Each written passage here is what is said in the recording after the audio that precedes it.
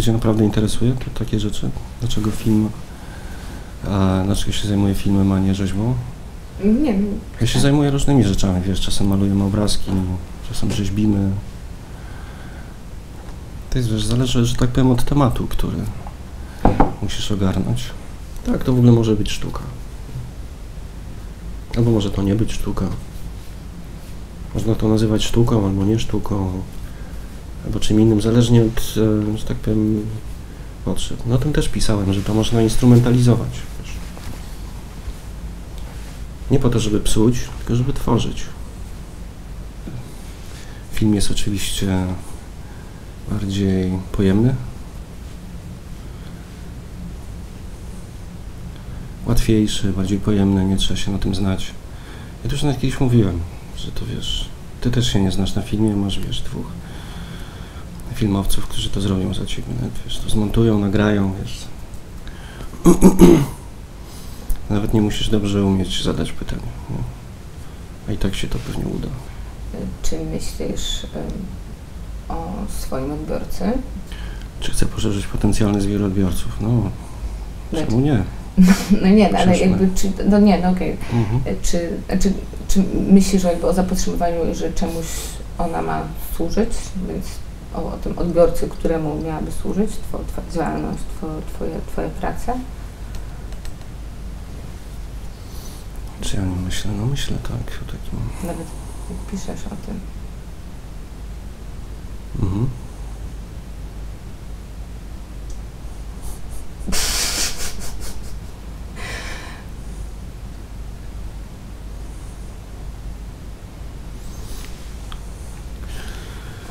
No nie wiem, jak mam odpowiedzieć na to pytanie, wiesz, no myślę, tak, owszem, o ludziach, którzy to oglądają, tak. Bo, znaczy jakby... Ale żebym jakoś spędzał nad tym dużo czasu, no to nie, wiesz, nie wypełnia mi to życia myślenie, wiesz, o tych odbiorcach, myślę o wielu rzeczach, no. O tym też czasem myślę. Oczywiście są ludzie, którzy chodzą do galerii albo powiedzmy do kina i oglądają te prace. Ale to jest dość przypadkowa sytuacja. Nawet dobrze nie wiemy, kim ci ludzie są. No można określić mniej więcej przedział wiekowy albo przynależność klasową. Można się spodziewać, ile ci ludzie przeciętnie zarabiają. Ale w sensie wykonania jakiejś zmiany, czy jakiegoś działania nastawionego na transformację przy pomocy sztuki, no to nie oni są partnerem. Mogą nim być oczywiście, ale to byłby dość przypadkowy partner. No. To lepiej jest myśleć, że takim partnerem, który może wykorzystać sztukę czy kulturę do jakiejś zmiany, no to może być na przykład dobrze zdefiniowane środowisko polityczne, na przykład krytyka polityczna. A można też myśleć w taki sposób, że są jacyś ludzie, jakaś grupa, czy społeczność, wspólnota, którzy mają pewne ambicje polityczne. Na przykład uważają, że mają za mało wolności i chcą mieć więcej wolności. I wtedy mogą się stowarzyszyć albo wejść w jakiś rodzaj współpracy z ludźmi kultury, bez sztuki, z artystami i wspólnie z nimi działać. Czyli artyści wtedy mogą wspomóc jakiś proces. Na przykład emancypacyjny proces, w którym ci ludzie są. Mogą wspomóc ich ambicje, nie wiem, wolnościowe. Czy jakieś inne. Przypuszczam, że masz taką wizję, że artysta coś pokazuje w galerii i to dokonuje zmiany społecznej, tak? Że to jest tego rodzaju mechanizm, nie wiadomo jak to działa, nie wiadomo na kogo to działa, nie wiadomo dobrze, kim ta publiczność jest. Jak sobie to wyobrażasz? Nie no, ja pytam Ciebie, ale to jakby po to... No, moja wizja jest taka, że jak chcesz dokonać jakiejś zmiany, no to musisz i wiesz, że nie da się jej wykonać samemu, no to musisz poszukać tego partnera czy partnerów do wykonania tej zmiany. Gdzie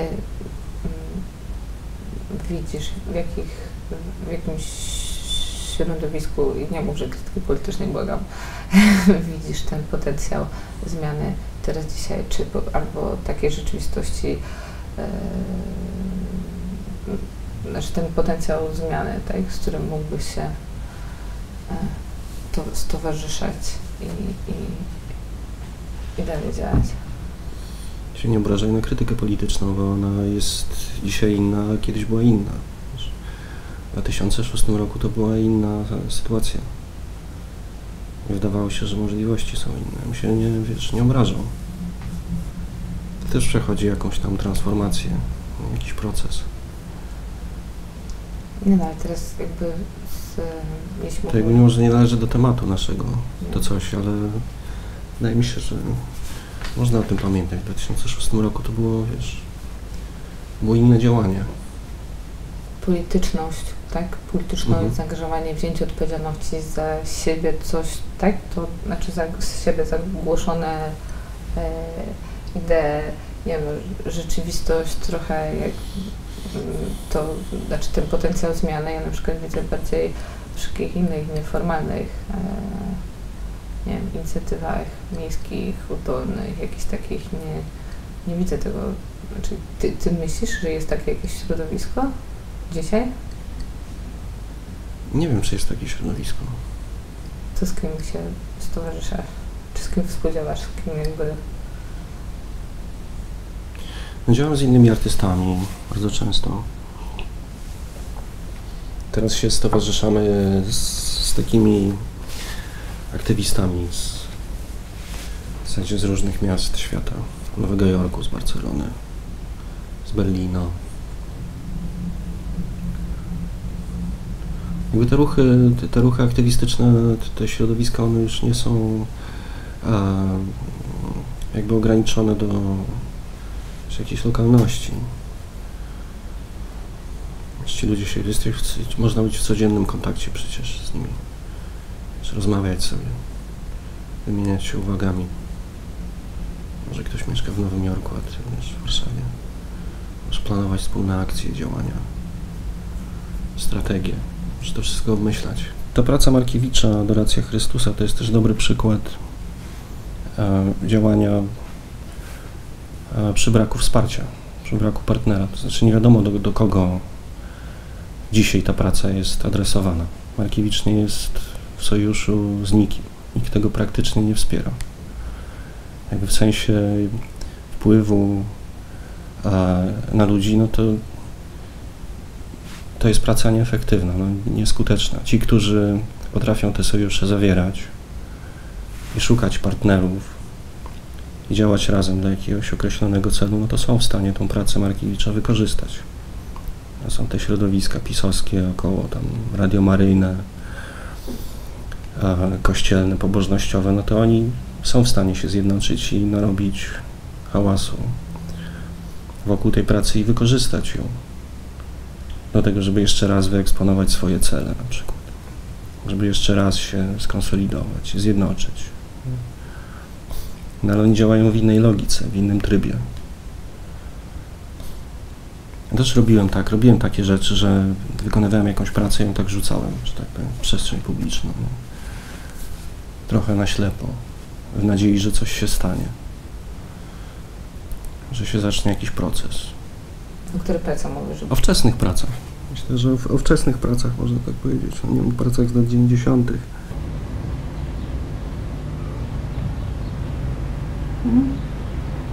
Nie.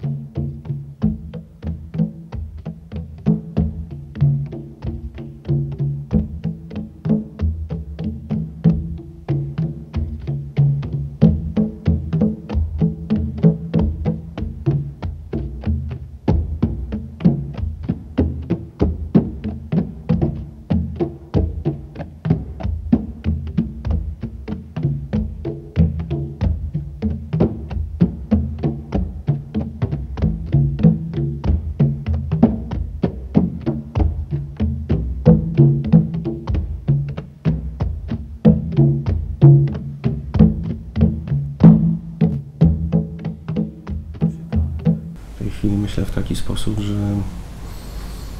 bardziej efektywne jest, jeśli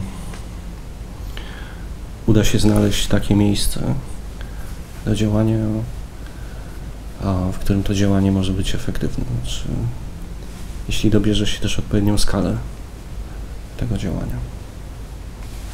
Jeśli dobierze się odpowiednich partnerów, ludzi zainteresowanych, jeśli na przykład uda się stworzyć, powiedzmy, grupę roboczą, która będzie w stanie pracować nad jakimś tematem. A w skali dość niewielkiej, no to jakieś punktowe zmiany są, wydaje mi się, możliwe. Ale nie jest tak, że mam jakąś wizję, wiesz, jakiejś utopijnej szczęśliwości, czy jakiegoś, nie wiem, świata, w którym chciałbym żyć. No. Wiem, że istnieje jakiś kłopot.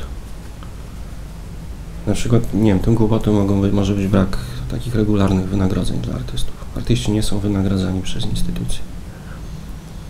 No to co trzeba zrobić? No trzeba spróbować rozwiązać to jakoś. Istnieje narzędzie do tego, które się nazywa Obywatelskie Forum Sztuki Współczesnej, które jednoczy artystów i ludzi kultury. Tworzy dostęp do instytucji kultury. No i można je wykorzystać na przykład do tego, żeby zabiegać o to, żeby instytucje wypłacały artystom, twórcom wynagrodzenia. Gdybyś, nie wiem, żył gdzie indziej, byłbyś Santiagiem Sierra, czy wiesz, żeby tworzyć musisz, jest to jakiś punkt odniesienia ważny dla Ciebie?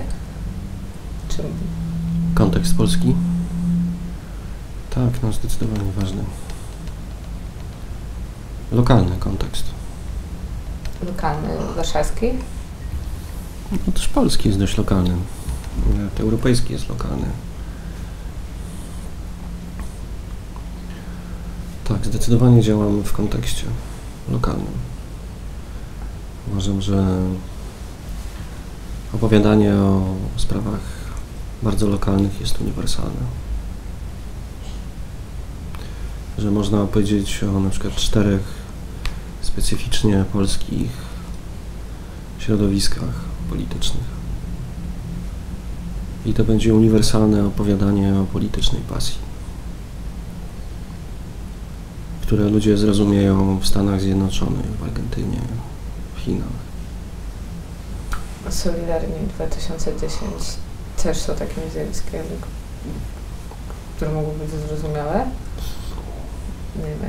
Nie wiem, zapytaj Ewy Stankiewicz, Pospieszalskiego. Nie no, zrobiłeś o tym. Zrobiłeś o nich film. Nie, ja nie robiłem filmu o Solidarnych. Ale o tych... Oni zrobili film. Taki. Ja zrobiłem film o, że tak powiem, o tym, co się działo w Polsce na ulicach po katastrofie. No tak, czy katastrofa. Samolotu prezydenckiego. Tak, bo o tym jest ten film. Najpierw o takiej pasji modlitewnej, a potem o sporze ideologicznym, o takiej agorze, która tam powstała na krakowskim Przedmieściu. Jakby o tym jest ten film, o tym traktuje ten zapis. Ty czujesz do nich empatię? Czy to właśnie, nie wiem, ma... Aha, czy czuję empatię? No nie, no, nie, ale jakby... Czuję empatię, tak. Czujesz, czy nie masz... Znaczy, czujesz empatię, ale nie masz...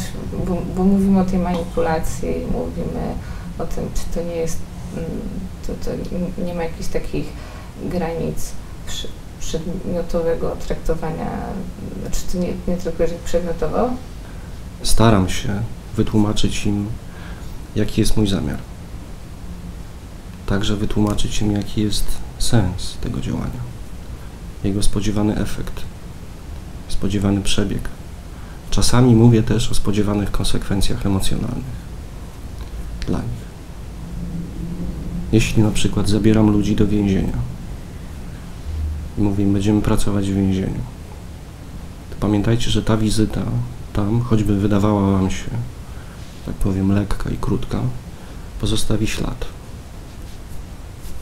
który wróci do was jako swego rodzaju flashback.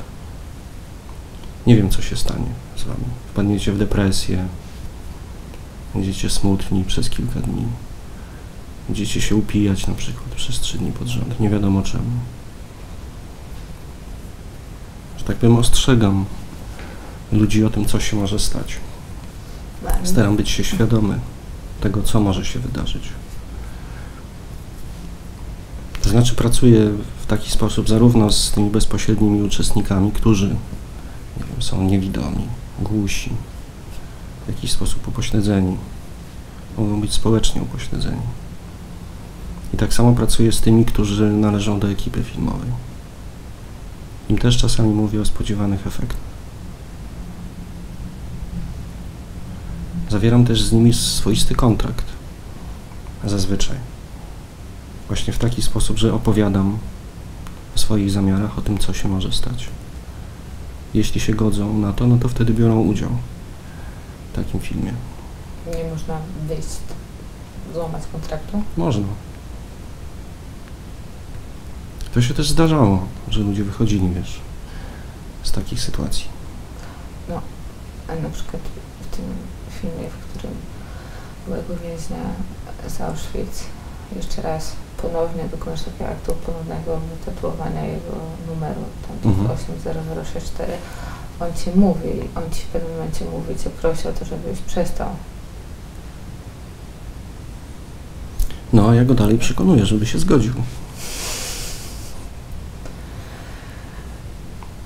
O tym jest ten film, o takim procesie przekonywania.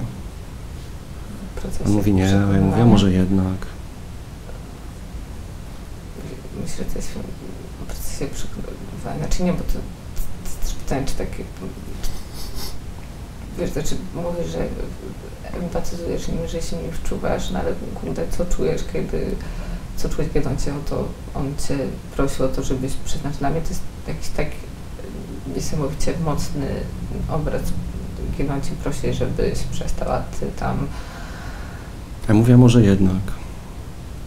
Nie będzie tak źle. Odnowimy, będzie ładniejszy numer, przetrwa dłużej. No. Ludzie dbają o zabytki przecież. Pomniki historii.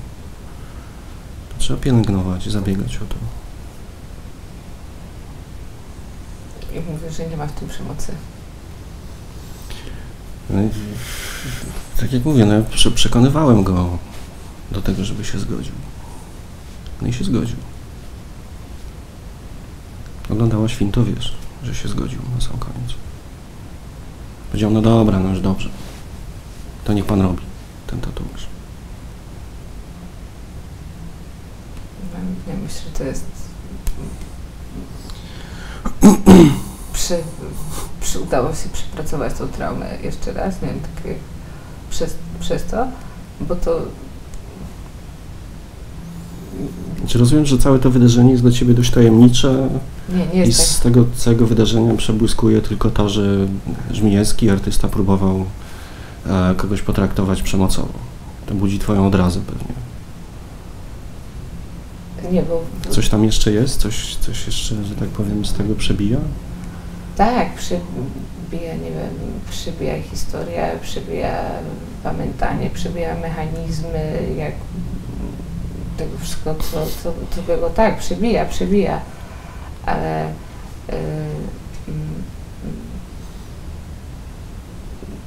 no, przebija. To dobrze, że przebija. Rozumiem, że na pierwszy plan się wysuwa jednak to podejrzenie o przemocowe działanie. Znaczy, no zwłaszcza w kontekście tego, kim jest ten człowiek, jaka jest jego historia. I czy warto było zapłacić taką cenę, tak? Za ewentualne przepracowanie traumy. Ale, no bo o to też pytałam, czy to jest przepracowanie traumy? No być może jest, a być może to jest na przykład odwet. Bo może też i tak być. Ja to nawet mówiłem o tym w taki sposób, że to jest odwet. Chcę odnowić teraz panu numer. Proszę? Chcę odnowić panu numer. Nie jest niepotrzebny. Dajmy spokój temu. Naprawdę dajmy spokój. To ja będę szczęśliwy. Proszę mi wierzyć. No, ja będę szczęśliwy. Naprawdę. Proszę mi wierzyć, że to jest niepotrzebne. Naprawdę niepotrzebny. Jest wyraźny, gdyby jakiś zatarty, gdyby coś, ale przecież jest tak wyraźny, proszę pana. I jest nieprzerabiany, nic, a tak będzie przerabiany. Już nie będzie tym numerem, już nie będzie takim numerem. Już jest poprawiany. No. On będzie nadal prawdziwy. Nie. My go nie oszukamy. Nie. Naprawdę. No ale rozmawialiśmy o tym. No rozmawialiśmy. Ja się zgodziłem. No. Ale będę szczęśliwy, jak tego nie będę miał robionego. Ten numer zostanie taki, jak on jest. I to było stosunkowo łatwo przeprowadzić. Stosunkowo łatwo było tą zgodę osiągnąć jego. Ja myślę, że to jest też nieprzyjemne. Że takie pozornie przemocowe działania jest tak łatwo uzyskać. No może dlatego, że... Tak łatwo uzyskać jest ten efekt. No może też dlatego, że zapłaciłeś kasę za to. Bardzo możliwe. Więc to jeszcze bardziej jest przemocowe. To jest przemoc ekonomiczna wobec człowieka. Emeryta, który nie ma na leki. To samo mówiła jego córka. Tato, będziesz mógł sobie kupić leki. A ty żyjesz ze sztuki, czy ze swoich działań w sensie ekonomicznym? Mhm. Żyję ze sztuki.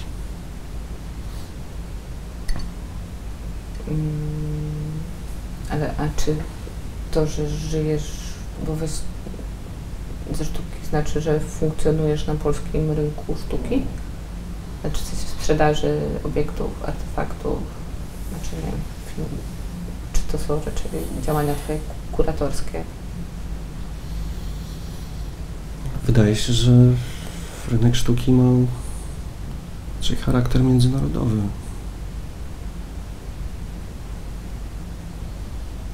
Nie ma ważnych targów sztuki w Polsce.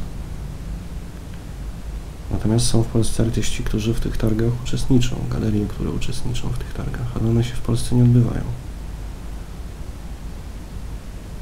Owszem, jest tak, że na przykład polskie muzea, galerie kupują od artystów prace, które włączają do swoich kolekcji. Znaczy, pytam o to, czy żyjesz ze sztuki, to czy to w ogóle można robić, jak to wygląda, bo i właśnie w kontekście tej komisji środowiskowej, ale też tej całej dyskusji, która się toczy o ubezpieczeniu artystów, o ich prawach socjalnych, ubezpieczeniu zdrowotnym itd. Czy zapisałeś się do Związku Zawodowego Artystów? Jeszcze nie, ale powstała komórka zakładowa inicjatywy pracowniczej. To jest taki to jest takie właśnie działanie, o którym mówimy. Tak, no to jest takie właśnie działanie, tak. Zamierzam się zapisać oczywiście. Ale to myślę, że to będzie efektywnie działać prawdopodobnie gdzieś za jakieś 2 miesiące dopiero. Muszą się odbyć ponowne wybory władz. No ale to jakby tak przechodzimy w tej rozmowie. Muszą dołączyć ludzie do tego. Jeszcze zainteresowanie na razie to jest bardzo małe, więc jakby też nie ma reprezentacji. Ma potencjalną reprezentację, ale w istocie rzeczy ona jeszcze nie istnieje. To niczego nie załatwiło, nie zajmowało się żadną sprawą. Na razie zajmuje się ukonstytuowaniem się. Tak, no to jest bardzo świeża sprawa. Też to był jakiś dłuższy proces polegający na tym, żebyśmy się przekonali do tego, że warto jest to zrobić.